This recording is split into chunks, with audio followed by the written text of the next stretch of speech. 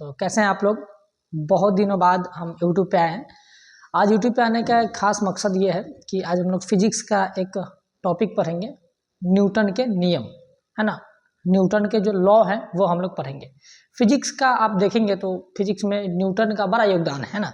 लोग उन्हें न्यूटन को फिजिक्स का बाबूजी कह देते हैं। कहने का मतलब है कि फादर ऑफ फिजिक्स, कहने का मतलब पिता है वो किस चीज़ के, फिजिक्स के, भौतिकी के, है ना। तो उन्होंने 3 नियम बहुत ही शानदार दिए हैं। आप लोग भी अपने अपने किताबों में नियम को पढ़े होंगे 3 नियम, लेकिन उसको नियम को पढ़िएगा तुरंत भुला जाएगा, फिर पढ़िएगा तुरंत भुला जाएगा। और बहुत ऐसा नियम होता है जो आपको समझ में नहीं आएगा, उसमें का 1-2 नियम, है ना, याद नहीं रह पाता है। लेकिन आज हम लोग पढ़ेंगे तीनों नियम न्यूटन के। बहुत ही छोटे से क्लास में, लगभग 20 मिनट के आसपास में क्लास होगी। उसी 20 मिनट में न्यूटन के तीनों नियम आपको समझ में आ जाएंगे और बहुत ही बेहतरीन ढंग से, और जीवन भर आपको न्यूटन के नियम वो याद रहेगा। तो कोई दिक्कत नहीं है। हम लोग बढ़ते हैं न्यूटन के नियम की तरफ। कहाँ बढ़ते हैं? न्यूटन के नियम की तरफ। तो न्यूटन के बारे में जानना कोई बड़ी बात नहीं है। आपको पता होगा कि न्यूटन एक वैज्ञानिक है ना। और वो जो है वो फिजिक्स में उन्होंने बहुत बड़ा योगदान दिया है ना। तो इसलिए उन्हें फिजिक्स का क्या कहा जाता है? पिता कहा जाता है ना। न्यूटन किसी व्यक्ति का नाम है। लोग पहले समझता था कि भाई न्यूटन होता क्या है, न्यूटन क्या है, कुछ नहीं, आदमी है, उसका नाम क्या है? न्यूटन। तो हम लोग पढ़ते हैं न्यूटन के नियम। तो आइए पहला नियम से शुरू करते हैं और तीसरे नियम तक जाएंगे। तो फर्स्ट नियम देखें, है ना, न्यूटन का पहला नियम। तो देखते हैं हम लोग पहला नियम। तो न्यूटन का देखते हैं हम लोग पहला नियम। पहला नियम देखिए, न्यूटन का जो पहला नियम होता है ना, वो जड़त्व का है। जड़त्व का नियम। जड़त्व किसका नियम है? वो जड़त्व का। किसका नियम है? जड़त्व। बोलिएगा जड़त्व होता क्या है?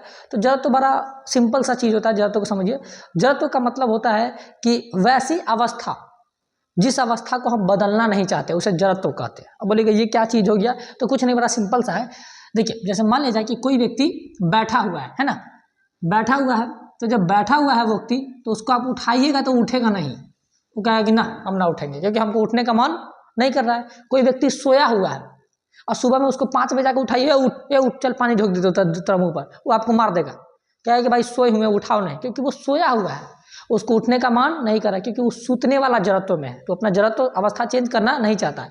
कोई व्यक्ति जगले है और जबरदस्ती तुम उसको बोले क्या, सूतो सूतो सूतो, वो ना सूतेगा, क्योंकि अभी किस अवस्था में?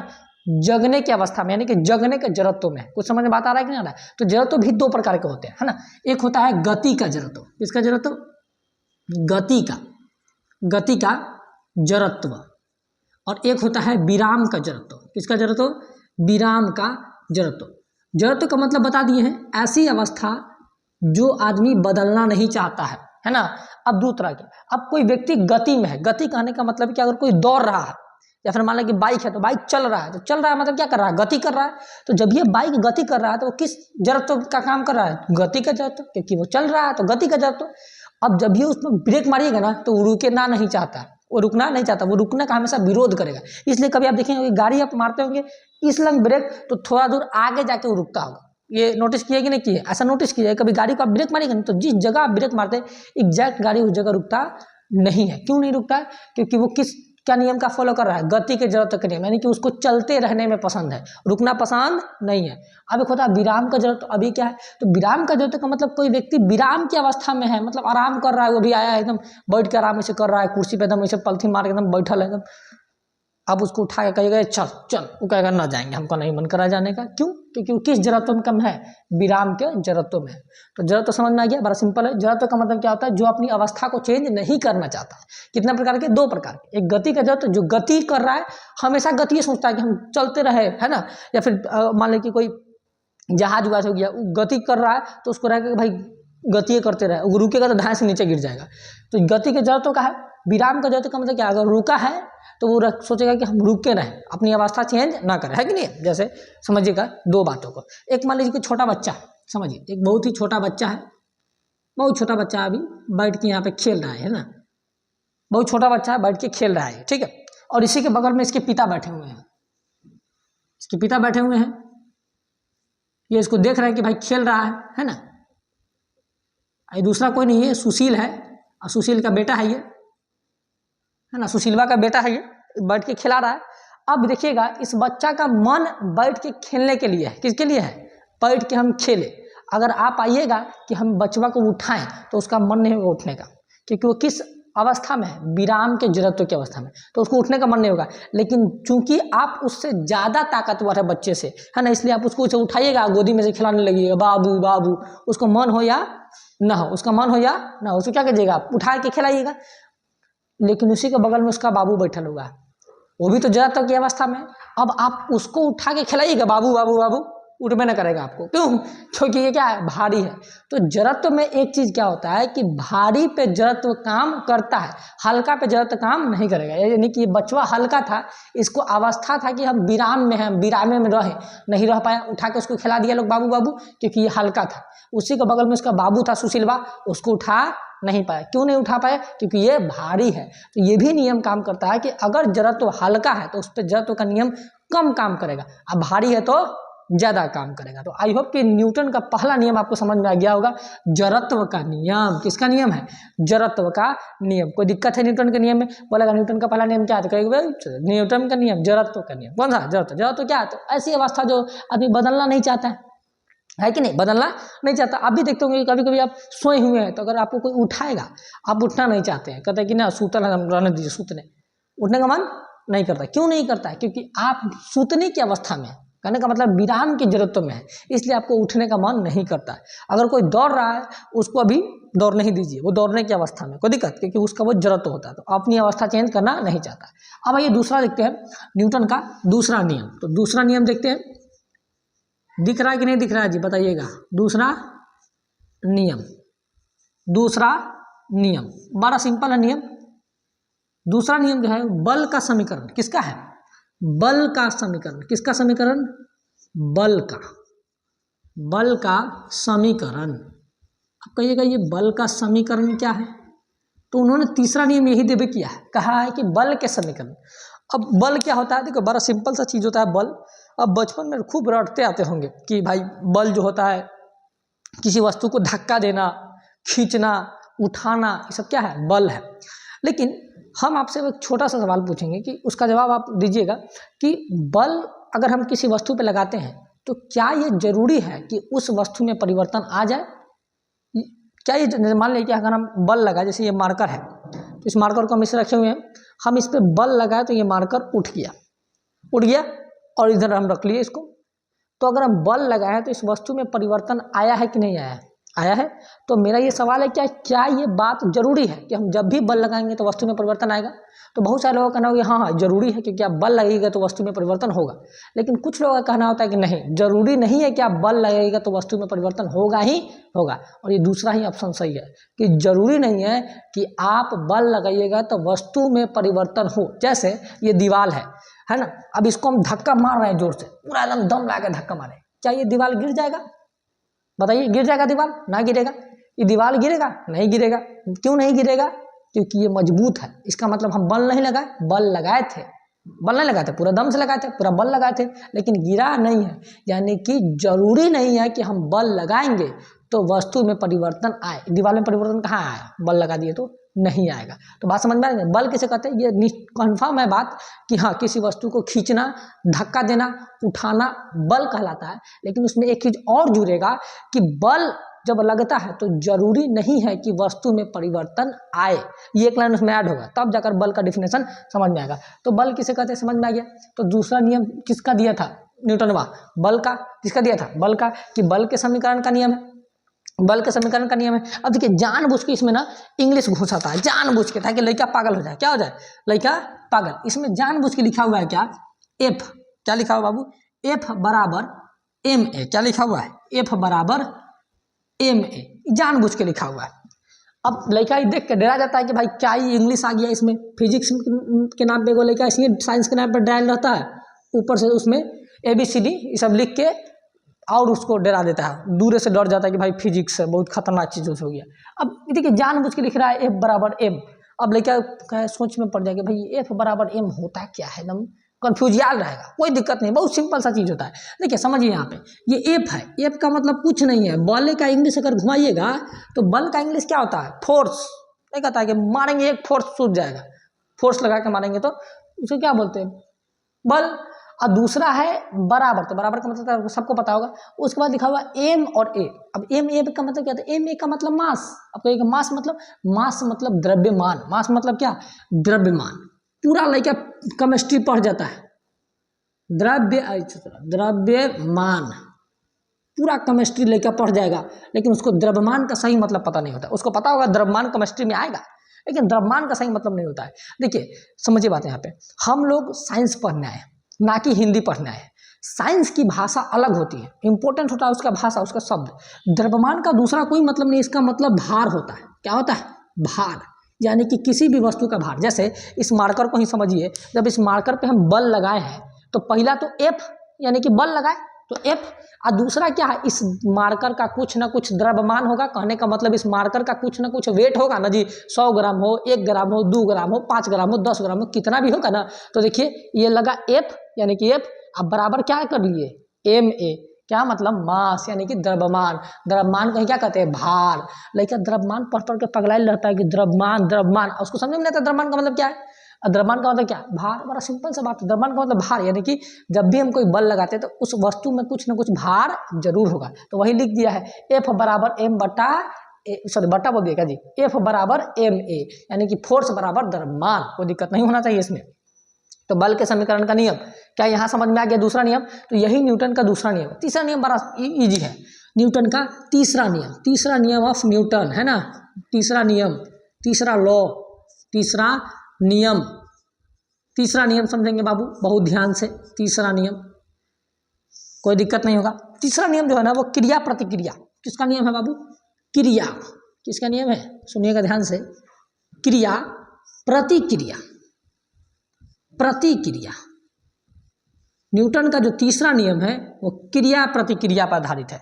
अब ये क्रिया प्रतिक्रिया क्या है, यही इसका न्यूटन का सबसे मेन नियम है, सबसे मुख्य नियम है। न्यूटन ने जब तीसरा नियम दिया तब लोगों ने कहा कि भाई बहुत बेहतरीन काम किया न्यूटन साहब, आप बहुत बेहतरीन है, आप तो पूरा एकदम भगवान है आप, है ना। तीसरा नियम, अब तीसरा नियम में ऐसा क्या है खास, बहुत खास है तीसरा नियम, क्रिया प्रतिक्रिया नियम। अब न्यूटन कहता है कि देखिए क्रिया जो प्रतिक्रिया नियम है ना ये बहुत इंपॉर्टेंट है। कहा क्यों इंपॉर्टेंट है, उसने कहा कि जब भी आप क्रिया कीजिएगा, अब यहाँ पे भी आएगा क्रिया माने क्या, तो हम पढ़े थे ग्रामर में, संज्ञा सर्वनाम, उसी में आया था वो क्रिया, क्रिया विशेषण, तो वो वाला क्रिया नहीं। क्रिया का मतलब यहाँ काम, उसमें भी खैर हाँ वर्ब में भी क्रिया का मतलब काम ही होता है, तो वही क्रिया है। मतलब क्रिया का मतलब क्या, काम। लोग को देखिए दिक्कत यहाँ पे पढ़ने में नहीं होना चाहिए, दिक्कत होता है भाषा समझने में। भाषा समझने में बहुत दिक्कत होता है, समझ में आ रहा है ना। पढ़ाई में कोई दिक्कत नहीं है उस चीज़ का, अगर आप भाषा समझ में आ रहा है, आपको मतलब समझ में आ रहा है, तो हर चीज़ ईजी है। चाहे साइंस हो, चाहे आप जोड़ लीजिए आर्ट्स हो, चाहे कोई भी कॉमर्स हो, अगर उसका भाषा आप आसान कर दीजिएगा तो बड़ी ईजी हो जाएगा। ये काम बहुत बेहतरीन ढंग से किया है खान सर ने। खान सर ने एकदम बेहतरीन काम ये किया कि उन्होंने भाषा को बर्डन नहीं बनने दिया, भाषा को उन्होंने प्रेशर नहीं बनने दिया, ताकि क्या हो ना कि बच्चों को समझ में आए। साइंस लोगों को इसलिए नहीं समझ में आता है कि उसका इतना ना खतरनाक खतरनाक डॉक्टर वाला नाम है उसमें, कि आप नाम आप पढ़िएगा, पढ़ाने नहीं देगा नाम, ऐसा ऐसा नाम है, क्योंकि पूरा साइंस जो है वो इंग्लिश है। कहने का मतलब है कि इंग्लिश जो साइंस है, तो साइंस भारत का तो है नहीं, उसमें वो पूरा यूरोप से आया है कंप्लीट। हम लोग 100% यूरोप से लेके आए हैं साइंस, मतलब कहने का मतलब विदेशों से लेके आए हैं। भारत का साइंस नहीं है उसमें, भारत के वैज्ञानिक का ज़्यादा रोल नहीं है। कुछ वैज्ञानिक एक दो को आपको मुश्किल से मिलेंगे, भाई नहीं मिलेंगे, है ना।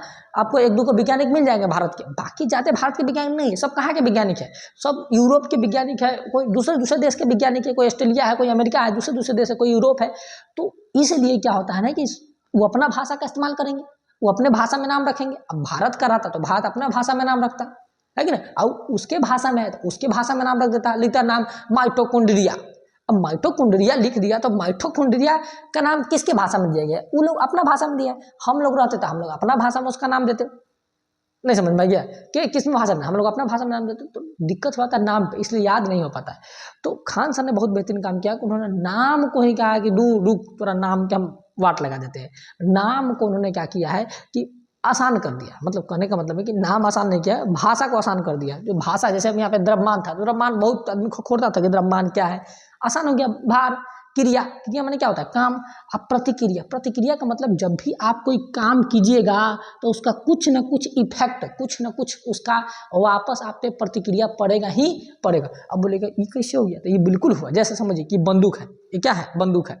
अब बंदूक है तो समझिएगा इसमें ट्रिगर होता है, तो जैसे ही आप बंदूक का इसे ट्रिगर दबाइएगा तो यहाँ पे आपने क्रिया किया, इस यहाँ पे आपने क्या किया? इस उंगली से आपने क्रिया किया, इसे मारे ढाए क्रिया हुआ और इसमें बुलेट निकलेगा फुट से। क्यों? क्योंकि ये प्रतिक्रिया है।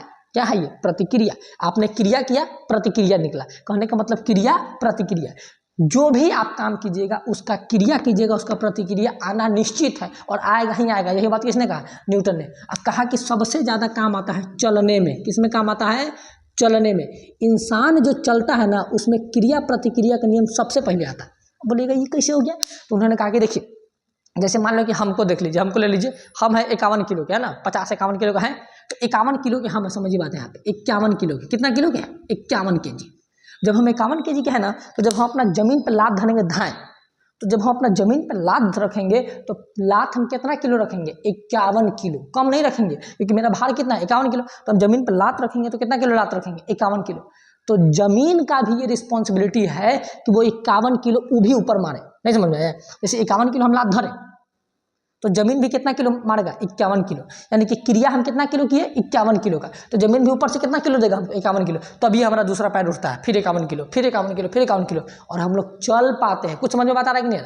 अगर ये जमीन 51 किलो ना देगा तो हम लोग चल नहीं पाएंगे। जैसे दूसरा समझिए, जैसे बालू, बालू देखे हुए होंगे, बालू पर जाइएगा और ऐसे आप लात रखिएगा, देखिएगा कि आपका कुछ लात में बालू के अंदर चला जाएगा, चला जाता है। क्यों? क्योंकि बालू पर आप रखे 51 किलो, बालू 51 किलो ने दिया, बालू दिया आपको 45 किलो, ले, तो कुछ लात अंदर चला गया, है ना। और आगे बढ़िए, एक स्टेज और जाइए, और आप क्या लात रखिए? आप लात रखिए पूरा भयानक कादों में। जब आप कादों में लात रखेंगे तो देखिएगा, कादों नहीं समझते, किचाइन हो जाता है, पानी उनी पटा उठा के। खेत उत में जाइएगा धान उन रोपने, तो उसमें ऐसे हाथ से नम रोपता है ना, तो उसमें देखिएगा ऐसे आदमी उठा लेता है पूरा एकदम इतना, कान में 2 ईयरफोन लगा लेगा, या ऐसे टांग लेगा, फोन ढके आप बतिया ही रहेगा, आप धान रोपे रहेगा एकदम, आप पूरा रोप देगा पूरा धान। समझ में आएगा कि नहीं? तो उस कादों में जैसे ही लात धरता होगा तो उसका लात अंदर चला जाए। क्यों? क्योंकि 51 किलो लात धर, हम अपना पर जोड़ है तो आप लोग अपना अपना जोड़ लीजिएगा। 51 किलो लात धरे, 51 किलो, जमीन में 51 किलो नहीं दिया क्योंकि वो तो दलदल है, तो कितना किलो दे दिया? वो दे दिया आपको मान लो 40 किलो। तब तक हल जाइएगा। ठीक है, और एक स्टेप आगे जाइए, पानी में। कहाँ चल जाइए? पानी में। पानी में आप लात धरते तो देखते हैं कहाँ चल जाता है लतवा? नीचे चल जाएगा हाचाक से। क्यों? क्योंकि अगर आप पानी में धर रहे हैं 51 किलो, पानी करा दूर से 51 किलो तो धर रहा है, ले 10 किलो, कितना किलो दिया ऊपर से? प्रतिक्रिया कितना किलो दिया? 10 किलो, तो मेरा लतवा नीचे चल जाता, ले, है कि नहीं? अच्छा, एक स्टेप और आगे जाइए, हवा में लात धरिए। कहाँ? हवा में। तो आप हवा में लात धरेगा तो हवा में रुकबे नहीं करेगा लात। हवा में लात रुकता है? हवा में लात नहीं रुकता है। क्यों? क्योंकि हवा दे रहा है, ले, दिए हमें 51 किलो, तो हवा करा कि ले 100 ग्राम, कितना दे दिया? 100 ग्राम। अब बताइए, जब 100 ग्राम प्रतिक्रिया दिया तो क्या हम खड़ा हो पाएंगे हवा में? नहीं।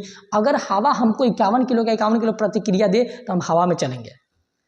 अब सुनते हैं कि भगवान लोग हवा में चल जाता है, खड़ा रह जाता है। क्यों? भगवान लोगों में शक्ति होता होगा कि जैसे ही भगवान लोग अपना लात धरता होगा हवा में, हवा भी 51 किलो प्रतिक्रिया दे देता होगा। मतलब जितना किलो का भगवान उतना किलो का प्रतिक्रिया देता होगा, खड़े होगा। तुमने सुना होगा टार्जन पानी में दौड़ जाता है। क्यों? भाई 51 किलो उधार है, 51 किलो उसको प्रतिक्रिया मिल गया, वो चल गया। उससे कोई मतलब नहीं है कि हम जमीने पे चलेंगे, हमको जहाँ पे हम जितना क्रिया कर रहे हैं उतना किलो हमको वापस दे दिया तो हम चल जाएंगे। तो देखिए, चलने में मदद कर रहा है कि नहीं कर रहा है? अगर जमीन में 51 किलो प्रतिक्रिया हमको ना दे तो हम चल नहीं पाएंगे, चलने में क्या हो जाएगा? दिक्कत, है ना। जैसे पानी में आप लात धरेंगे तो हाचाक से लतवा अंदर चल जाता है। क्यों? क्योंकि आपने 51 किलो लात धरा। पानी कहा कि ना देंगे 51 किलो, 10 किलो देंगे, तो भाई 10 किलो देंगे तो कहाँ से जाएगा? अंदर चल जाता है पैर। समझ में कुछ आ रहा है कि नहीं आ रहा? तो ये तीसरा नियम था, क्रिया प्रतिक्रिया नियम। क्रिया प्रतिक्रिया नियम, कोई दिक्कत नहीं होगा यहाँ पे, क्रिया प्रतिक्रिया नियम, है ना। जैसे आप समझिए नाव, नाव देखे हुए हैं? नाव तो देखे ही होंगे, डेंगी, गांव में इसको डेंगी बोलता है लोग, है ना। डेंगी, डेंगी को देखिएगा, जो डेंगी चलाता है ना, वो एगो नाव ऐसे रख लेता है। मान लो कि पानी है, समझ लीजिए पानी है, आपका पानी है, तो ये पानी है ब्लू ब्लू। अब इसमें हम रख देते हैं नाव। ये क्या है? नाव। इस नाव पे, नाव है समझ लीजिए, है ना, ये नाव है। अब इस नाव पे एक व्यक्ति को खड़ा कर देते हैं, सुशीलवा को। आज नाव चलाने आ गया सुशील आज नाव चलाएगा। तो इसके हाथ में देखिए को बड़ा सा डंटा रहता है, यहाँ से यहाँ तक, और एक इधर की तरफ डंटा रहेगा ना, तो इसमें तो पारदर्शी बना ही नहीं सकते हैं। तो मान लो 2 डंटा रहेगा, एक इधर और एक इधर।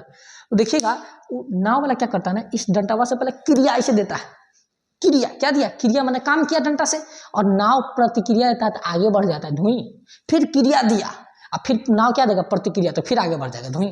तो नाव भी किस पे काम कर रहा है, क्रिया प्रतिक्रिया पे। अब नाव छोड़ दीजिए, आप कुछ भी कीजिएगा उसका प्रतिक्रिया वापस आता ही आता है। कहने का मतलब अगर आप कोई भी क्रिया कीजिएगा तो उसका प्रतिक्रिया होगा ही होगा। यही बात किसने कहा था, न्यूटन ने कहा था। तो यही रहा न्यूटन का 3 गो नियम। पहला नियम किस चीज़ का है, तो बोलेगा पहला नियम जड़त्व का है। जड़त्व का मतलब क्या, तो जड़त्व का मतलब ये जो अपनी अवस्था चेंज नहीं करना चाहता है। कितने प्रकार के, 2 प्रकार के। कौन कौन सा, गति का और विराम का। गति का मतलब क्या, अगर कोई गति में है तो रुकना नहीं चाहता, और कोई विराम में है तो चलना नहीं चाहता, तो वही उसका क्या है, जड़त्व है। समझिए। दूसरा नियम क्या है, बल के समीकरण। तो बल तो आपको सबको पता है, धक्का देना, खींचना, है ना। समीकरण दे दिया है बराबर एम ए। तीसरा नियम क्या है, क्रिया प्रतिक्रिया। क्या है, क्रिया प्रतिक्रिया। कहने का मतलब जब भी आप कोई क्रिया कीजिएगा तो उधर से क्या आ जाएगा, प्रतिक्रिया आएगा ही आएगा। चलने में सबसे ज्यादा मदद कौन करता है, क्रिया प्रतिक्रिया, है ना। क्रिया प्रतिक्रिया। नाव में क्या, क्रिया प्रतिक्रिया। बंदूक के जो ट्रिगर दबाते हैं क्या मिलता है, क्रिया प्रतिक्रिया। कुछ समझ में आ रहा है कि ना। जैसे मान लीजिए मार्कर है, तो इस मार्कर को हम क्या किए, ऐसे लिए और ये क्रिया हम किए। देखिए ये हम क्रिया किए, तो क्या ये प्रतिक्रिया टी बन गया अपने आप। कहने का मतलब इस मार्कर से हम जो भी क्रिया कर रहे हैं तो उसका प्रतिक्रिया बन रहा है कि नहीं बन रहा है। वही तो कहना है कि जब भी आप कोई क्रिया कीजिएगा तो उसका मिल जाएगा प्रतिक्रिया। तो तीनों नियम आंख बंद कीजिए और मेरे सामने बोलिए कि क्या वो नियम हो गया न्यूटन के, 3 नियम। कौन, पहला नियम जड़त्व का, दूसरा नियम बल के समीकरण, तीसरा नियम क्रिया प्रतिक्रिया। क्रिया प्रतिक्रिया 3 नियम याद हो गया आराम से, कोई दिक्कत है, जीवन में कभी भूलिएगा नहीं। कौन सा नियम, पहला नियम, दूसरा नियम और तीसरा नियम। इसी को इंग्लिश में बोलते हैं न्यूटन्स लॉ। सीबीएसई बोर्ड वाला सब क्या बोलता है, oh my God Newton's law. क्या बोल देगा वो सब, Newton's law. First law, second law, third law. तो बोल दीजिए, कोई दिक्कत नहीं। फर्स्ट लॉ माने पहला लॉ, यहाँ पे इस लिख देंगे, यहाँ पे फर्स्ट लॉ, कोई दिक्कत नहीं। लो फर्स्ट लॉ, इसको लिख देंगे सेकंड लॉ, कोई दिक्कत नहीं है। यहाँ पे ये होता है लॉ में। थर्ड लॉ लो, यहाँ पे थर्ड लॉ लिख दिए हम, तो कौन सा बड़ी बात हो गया, वही हो गया, है ना। फर्स्ट लॉ, सेकंड लॉ और थर्ड लॉ। तो कोई दिक्कत वाली बात यहाँ पे आपको नहीं होना चाहिए। तो क्या आपको न्यूटन का तीनों नियम समझ में आया। फिजिक्स का ये बहुत बेहतरीन क्लास था, ठीक है ना। कोई दिक्कत यहाँ पे नहीं होना चाहिए। तो ये फिजिक्स का क्या था, न्यूटन के 3 गो नियम। ऐसे ही हम कोशिश करते हैं कि इस बार जो आपका वीडियो होगा वो होगा इस चीज़ों पे, पीरियोडिक टेबल, आवर्त सारणी। मोस्ट जो होता है, समझिए कि केमिस्ट्री का सबसे ज़्यादा टफ टॉपिक माना जाता है पीरियोडिक टेबल, है ना। उसमें आपको दिखा के भाई इतना एलिमेंट्स है, इतना तत्व है, 118 गो, पागल हो जाता है आदमी, याद नहीं हो पाता है क्या है पीरियोडिक टेबल, समझ में नहीं आता। कुछ लोग को तो कुछ समझ में नहीं आता कि पीरियोडिक टेबल होगा क्या, वो बस चित्र बना लेता है कि भाई देख लीजिए, चित्र बना लेता है। तो ऐसा नहीं, पीरियोडिक टेबल बहुत आसान भाषा में समझे। जैसे न्यूटन का नियम आज आपको कितना ईजी समझ में आ गया होगा, आप कहीं ना भुलाइएगा, हमको लग रहा है वैसे ही आपको पीरियोडिक टेबल समझा देंगे। तो साइंस का बैच है हम लोग के पास, विक्रम जीएस स्टडी में साइंस का बैच है। आप इसी प्रकार से साइंस का भी लाभ उठा सकते हैं, मिनिमम फीस में बेस्ट क्वालिटी। आप क्वालिटी देखिए लिए क्या है, एकदम खतरनाक। 450 रुपया फीस है। कितना रुपया है, 450 रुपया फीस है साइंस का। प्रॉपर साइंस का बैच 450 रुपया, उसमें आपको 3 टीचर पढ़ाएंगे। 450 रुपये कितना टीचर, 3 टीचर, समझिए ना। 100 रुपया पड़ा, मैं 100 रुपया, 110, 120 रुपये के आसपास में पड़ा एक टीचर पे। तो कहने का मतलब है कि ऐसा कोई नहीं है कि देखिएगा जाइएगा तो कहेगा कि फिजिक्स का 3000, 4000, 5000, ऐसे एक एक विषय का रहता है कि फिजिक्स का इतना, केमिस्ट्री का इतना, बायो का इतना, ऐसे यहाँ कुछ नहीं। आप, हम क्योंकि गाँव की है तो गाँव को हम समस्या समझते हैं, इसलिए क्या है ना कि गाँव में हम फीस को सस्ता कर दिए। मेरे जो गुरु जी हैं खान साहब, उन्होंने शुरू किया था इस चीज़ों को, और अभी तक उनका चल रहा है कि मिनिमम फीस होना चाहिए। और शिक्षा जो है वो पोलियो की तरफ पहुंचना चाहिए हर घर में, है ना। पोलियो की दवा कैसे आदमी मैडम जी घर घर जाके पिला देता है, तो उनका कहने का मतलब है कि शिक्षा भी हर घर पहुंचना चाहिए। ऐसा कोई घर नहीं रहे भारत में जहाँ पे शिक्षा ना पहुंचे, लेकिन वो वहाँ पे है, वहाँ से लगभग बहुत सारी जगह पर शिक्षा नहीं पहुंचा सकते। तो सबका कर्तव्य बनता है जहाँ जहाँ पे जो अपने क्षेत्र में, कि अपने एरिया को कम से कम शिक्षित करें। तो वही काम यहाँ पे हम कर रहे हैं कि भाई इतना कम फीस में आपको क्या करवा रहे हैं, साइंस की तैयारी करवा रहे हैं। और भी जो आपका और भी बैचेस चलती है, जैसे कि 8 का बैचेस 7 से स्टार्ट होती है, आपको 7th का बैच, 8 का, 9th का, 10th का, और इंटर आर्ट्स का, अभी आर्ट्स का चल रहा है वहाँ पे, है ना, साइंस का भी। तो ताकि हम सारे बैचेस ला दिए हैं ताकि आपको एक ही जगह पे सब व्यवस्था मिल जाए। है ना। कुछ दिनों में हम सोच रहे हैं कि जो बीए के जो बच्चे हैं, जो इस बार ग्रेजुएशन में है ना, बीएससी बीए जो भी है वहाँ पे ग्रेजुएशन में जो भी बच्चे हैं, वो पार्ट 1 में है, पार्ट 2 में है, जितना में भी, और आगे वो चाहते हैं कि हम बहुत बेहतरीन अपना तैयारी करें किसी भी एग्जाम का। तो उनके लिए ना पहले उनका फाउंडेशन क्लियर होना चाहिए। फाउंडेशन करने का मतलब है उनका बेस मजबूत होना चाहिए। क्या होता है कि जब हम 8वां में, 9th में या फिर 10th में भी पढ़ते हैं, तो गाँव में हम, क्योंकि हम देखिए मेरा जो है ना, मेरा एजुकेशन हर जगह हुआ शुरुआत में हम गांव में पढ़े हैं, अपने गांव में पढ़े हैं शुरुआत में, तो हमको गांव के टीचर का होना पता है। थोड़ा सा जब हम बड़े हुए इंटर लेवल पर, तो हमने शहर में पढ़ा, मुजफ्फरपुर में, हमको वहाँ का आइडिया है। उससे भी ज़्यादा हम लेवल पे गए तो हम पटना पढ़े खान सर के पास, तो वहाँ का भी हमको आइडिया है। और थोड़ा सा हमको दिल्ली वगैरह का भी, थोड़ा सा, ज़्यादा तो उतना नहीं, लेकिन थोड़ा सा वहाँ का भी क्या है, हमको आइडिया है कि कैसे पढ़ाई होता है। तो हम सब तरफ घूम चुके हैं, सब जगह ठीक है, शहरों उहरों में ठीक है पढ़ाई, कोई दिक्कत नहीं है। दिल्ली उल्ली में, पटना उतना है, पढ़ाई बहुत बेहतरीन, ठीक है। वहाँ के बच्चे भी सिंसियर होते हैं, बहुत बेहतरीन। लेकिन गाँव के बच्चे सिंसियर नहीं होते हैं, उनको बकरी से फुर्सत नहीं मिलता, भैंस से फुर्सत नहीं मिलता है, सिंसियर ज़्यादा नहीं हो पाते हैं। उन लोग का माहौल उतना अच्छा नहीं होता है गाँव का, है ना। उस माहौल में उसको बेहतरीन शिक्षा देना एक चुनौती होती है हर टीचरों को, है ना। इसलिए आप देखिएगा सरकारी स्कूल आज चौपट है बिहार में। कोई सरकारी स्कूल में जाना चाहता है? नहीं। सरकारी स्कूल का मास्टर खुद अपने बेटा बेटी को कहाँ भेजता है? प्राइवेट स्कूल में भेजता है कि जाओ तुम वहाँ पे पढ़ो, है ना। बिहार के अधिकतर जो जनसंख्या है वो अनपढ़ रह चुकी है, जिसके वजह से क्या हो गया, वो एक राज्य से छोड़ करके दूसरे राज्य में जा रहा है। बिहार की आबादी क्या हो रही है आज देखेंगे पूरे भारत में, अगर आप देखेंगे तो बिहार के आदमी सब काम कर रहा है कि नहीं कर रहा है? क्यों? क्योंकि बिहार में दो चीज़ नहीं है, पहला शिक्षा भी नहीं है और दूसरा रोजगार भी नहीं है। तो इसके लिए आवाज़ कौन उठाएगा? हम ही लोग ना उठाना पड़ेगा, है। ये हमको अपने सरकार से पूछना होगा, अपने जो मुख्यमंत्री हैं उनसे पूछना होगा कि क्यों, आखिर हम क्यों दूसरे राज्य में जाएं? आप हमको अपने राज्य में उस कीमत पर हमको काम क्यों नहीं प्रोवाइड करा रहे हैं? वोट हम आपको देते हैं कि जाके दूसरे राज्य में देते हैं? कभी पूछे हैं? पूछिए कि वोट हम देंगे आपको, कमाने जाएंगे हम महाराष्ट्र में, हाँ, उससे अच्छा है कि हम देवेंद्र फडणवीस को वोट दे देंगे, महाराष्ट्र के मुख्यमंत्री को। समझ में बात आ रहा है कि नहीं? हम जाएंगे दिल्ली कमाने, तो उससे अच्छा अरविंद केजरीवाल को वोट देंगे। आपको क्यों वोट देंगे हम? जब वोट देते हैं आपको तो जिम्मेदारी आपकी बनती है, रिस्पॉन्सिबिलिटी आपकी बनती है कि आप हमको यहाँ पे अच्छा रोजगार, अच्छा एजुकेशन, है ना, स्वास्थ्य सुविधा अच्छी। सरकारी हॉस्पिटल को जाकर देख लीजिए, पूरा चौपट करके रख दिया है हॉस्पिटल, एक ही किस्म के दवाई रहता है ऐसा दवाई रहता है कि ठीक होना होगा कुछ हो, जाइएगा लेने तो दे तो देगा, खाइएगा ठीक नहीं होगा, 7 दिन बाद अब छोड़ दीजिएगा, दूसरा ले तो दूसरा लंग से दवाई ले आते हैं। तो ये हम लोग को पूछना है, और कब पूछेंगे? जब एजुकेटेड रहेंगे। गांव के बच्चे भी क्या होंगे, एकदम पूछने वाले, सवाल पूछने वाले होने चाहिए, है कि नहीं है? जब आप सवाल पूछिएगा तब वो आगे वाला आपको कहे कि पढ़ा लिखा है कि नहीं है। गाँव में क्या होता है, लोग सवाल ही नहीं पूछता है कि नहीं है? क्यों नहीं पूछता है? क्योंकि उसकी एजुकेशन ही ऐसी नहीं होती। हम देखते हैं कि बहुत सारे बच्चे गांव में ऐसे पढ़ते हैं, उसको बैठाया जाता है यहाँ से वहाँ तक, मास्टर बैठो बैठो बैठो, बाप रे बाप, पूरा एकदम 90 को 80 को लेकर बैठा रहेगा क्लास में। अब मास्टर साहब पूरा बेड पूरा पढ़ा रहे हैं, एकदम एकदम ये है वो है, इसे किसी बच्चा को बोलने का कोई अति नहीं है, कोई नहीं खड़ा होकर कोई सवाल पूछ रहा है। एक बार समझा दिए, बोले कि जाओ रट लेना इसको, बिहान बिहान बिहान सुना देना। रटने से नहीं होता, 2 दिन में भूला जाएगा फिर वहाँ पे। उसको आप बोलना सिखाइए, उसको पहले अपना संविधान बताइए, मेन बात ये है, उसको मौलिक अधिकार बताइए, ये सब चीज़ बताइए कि तुम्हारा अधिकार क्या है, भारत ने तुम्हें क्या दिया है। जब उसको ये पता चलेगा ना कि भारत ने हमको क्या दिया है, गांव गांव के बच्चे को, शहर शहर के बच्चों के, कि भारत ने हमको क्या दिया है, तो उसके दिल में भारत के प्रति जागरूकता उत्पन्न होगी और वो भारत के लिए सोचेगा। फिर उसके लिए गांव मायने नहीं रखेगा, उसके लिए शहर मायने नहीं रखेगा, वो गांव और शहर से ऊपर उठ जाएगा, है ना, राज्य से भी ऊपर उठ जाएगा, और वो पूरा उठ करके देश के बारे में सोचेगा। आज हम लोग कितना लोग देश के बारे में सोचते हैं, गांव का खासकर आदमी सब क्या सोचता है, वो अपने गांव के बारे में सोचता है, हमारा गांव का है, हमारा गांव का विकास हो जाता है। जानो तो हमारा गांव में लाइट है ना, दूसरा गांव में है चाहे नहीं है, अपना गांव का देखता है। अच्छा, गांव से भी छोटा लेवल है, हम लोग का सोच बहुत छोटा हो चुका है, हम लोग गांव से भी छोटा अपने घर के बारे में सोचते हैं। हमारा घर में लाइट है ना, बाकी बगल वाला में रहे ना रहे उसे क्या फर्क पड़ रहा है, हमारा घर में पानी आ रहा है ना, बगल वाला जाने दो, हमको आ रहा है ना।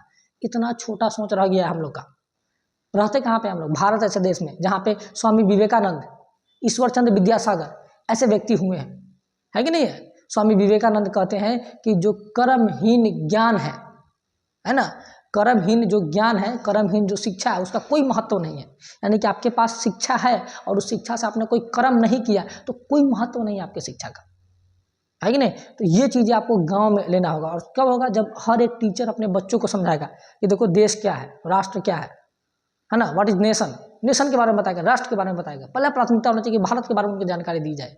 सिलेबस खत्म करे वो अच्छी बात है, 8वां का सिलेबस आप पढ़ाइए, 9th का सिलेबस पढ़ाइए, लेकिन उसके साथ साथ आपको देश के बारे में बताना होगा। उसको एक दिल में राष्ट्र प्रेम की भावना जगानी होगी, जो नहीं जगा पाते हैं बहुत सारे टीचर, उनको कोई मतलब नहीं है देश। उन देखिए ये भी रीजन है कि उनको ही खुद मतलब नहीं होता है देश से, तो बच्चों को क्या मतलब रहेगा देश से। तो देश से मतलब होना चाहिए, है ना। इसके लिए बहुत ज़्यादा खूने बही हैं और इनके लिए हमें मतलब रखना पड़ेगा, और रखना ही नहीं पड़ेगा बल्कि लोगों को भी ये करना पड़ेगा। तो बस यही बताना चाहते थे आपको कि आराम से रहिए, है ना, आराम से पढ़ाई वढ़ाई कीजिए एकदम बेहतरीन ढंग से, और अपने देश को आगे लेके जाना है। और खास करके बिहार को तो खैर बहुत ज़्यादा पीछे रह चुका है बिहार, इनको आगे लेके जाना है, क्योंकि बिहार में शहर में दिक्कत नहीं, बार बार बता रहे हैं आपको, शहर में कोई दिक्कत नहीं, गाँव में जो दिक्कत है पढ़ाई में, एजुकेशन में, ठीक है। तो गाँव की भी शिक्षा को बेहतरीन बनाने की जिम्मेदारी अब हर जगह से उठी है। अब इस क्षेत्र से हम उठाएं तो एक दिन डेफिनेटली, आज नहीं तो कुछ दिन बाद, लेकिन हम शिक्षा व्यवस्था को गांव में बहुत बेहतरीन करके रख देंगे। जिस प्रकार से खान सर ने ये काम कर पाया है कि शहरों में शिक्षा व्यवस्था को मिनिमम में बेस्ट कर दिया है, उस प्रकार से मेरा प्रयास है। भले आज मेरा शुरुआत छोटा सा हो रहा है, 1 बच्चे 2 बच्चे 10 बच्चे 50 बच्चे से हो रहा है, लेकिन एक दिन हम आपको ये जरूर देंगे कि गाँव के बच्चे भी क्या हो रहे हैं, एकदम बेहतरीन तरीके से शिक्षित हो रहे हैं, बेहतरीन तरीके से उनको टेक्नोलॉजी के बारे में पता चल रहा है ना। अब बच्चे 8वां का बच्चे है तो 8वां का बच्चों को अब देखेंगे कि बहुत सारे ऐसे टीचर होते हैं जो 8, 7 और 6 सब बच्चा को एक साथ बैठा कर पढ़ा देते हैं। भाई आप उनको क्या पढ़ाइए एक साथ बैठा कर, 6 का सिलेबस अलग है, 7वां का सिलेबस अलग है, 6, 7, 8 का सिलेबस अलग है, आप उनको एक साथ बैठा के क्या पढ़ा रहे हैं। तो बस तो आपको टाइम पास कर रहे हैं उसके साथ, उसका फ्यूचर बर्बाद कर रहे हैं। तो ऐसा मत कीजिए, उनको आप प्रॉपर अलग, अगर आप 8वां का बुक पढ़िएगा ना, 8 का बुक अगर आप पढ़े, हाँ उसी को 8वां 8 बोलते हैं, उसका बुक पढ़िएगा ना, हिस्ट्री का, है ना, पॉलिटी का, उसका हमारी दुनिया आता है, ज्योग्राफी का, इतना बेहतरीन बेहतरीन उसमें बातें लिखी गई। साइंस का आप देखिएगा 7वां का पढ़िएगा तो बहुत बेहतरीन बेहतरीन बात लिखा गया उसमें। अगर 7th का बच्चा, 6 का बच्चा वो चीज़ पढ़ना शुरू कर दे ना, कंप्लीट अपना किताब, उसका नॉलेज का भंडार हो जाएगा उसके पास। सरकारी स्कूल्स में इतना बेहतरीन बेहतरीन किताबें हैं, क्योंकि हम पढ़ाते हैं ना किताब को, तो हमको पता है कि कितना बेहतरीन बेहतरीन उसमें जो है कि कॉन्सेप्ट दिया हुआ है। वो वही कॉन्सेप्ट जाकर के बाद में एग्जाम्स में पूछता है, यूपीएससी में, बीपीएससी में, दरोगा में। और दरोगा यूपीएससी बीपीएससी वाला मास्टर कहता है कि जाओ पहले 7वां का, 8वां का, 9वां का, 10वां का एनसीईआरटी पढ़ के आओ, तुम्हारा बेस मजबूत होगा, तब आना तैयारी करने। अब क्यों ना अगर हम 7वां का, 8वां का, 9th का पहले से ही बेस मजबूत कर लिए होंगे तब तो फर्स्ट अटैम्प्ट में निकल जाएगा कोई भी एग्जाम। नहीं निकलने का सबसे बड़ा रीजन यही होता है। हम लोग भी जब तैयारी करने, अभी तो खैर कर ही रहे तैयारी, जब पहुंचे थे तो सर यही बोले कि तुम लोग का बेस पूरा चौपट है। और सही बात, हम लोग का बेस चौपट था ना। 10th हम लोग को ठीक से अच्छा से पढ़ पाए, ना इंटर अच्छा से पढ़ पाए, है ना। सब बस रटने वाला कॉन्सेप्ट हम लोग को याद भी है, आज भी रटे हुए थे, गांधी युग रटे हुए हैं, है ना, बहुत सारा चीज़ रटे हुए हैं। तो इससे नहीं बनता है। तो उन्होंने कहा कि पहले तुम बेसिक्स पढ़ो, फिर उन्होंने हमको बेसिक्स पढ़ाया, फिर हमको बेसिक्स पढ़ना पड़ा, तब हमको समझ में आया कि नहीं, कहीं ना कहीं दिक्कत हो रहा है नीचे से ही, और नीचे से शुरू से दिक्कत हो रहा है। इसलिए हमने गांव में एजुकेशन व्यवस्था को शुरू किया, है ना, ताकि जो बच्चे हैं वो बेहतरीन ढंग से शिक्षा ले पाए। तो इसी के साथ हम आज का क्लास रहने देते हैं यहीं पे, है ना। ये आपका जो क्लासेस का अनाउंसमेंट था वो हम कर दिए। आर्ट्स का भी नया नया बैच जो है वो अभी चल रहा है, उसका टाइमिंग जो है वो है 9 बजे से, सुबह में 9 बजे से आर्ट्स का टाइमिंग है। बाकी जो आपका साइंस का टाइमिंग होगा वो शाम में हो जाएगा। बरियारपुर बाजार पे ये कोचिंग है, बरियारपुर बाजार दुर्गा मंदिर के पास, है ना। तो कोई दिक्कत आपको नहीं होगा। तो आज के लिए इतना ही रहने देते हैं। जय हिंद।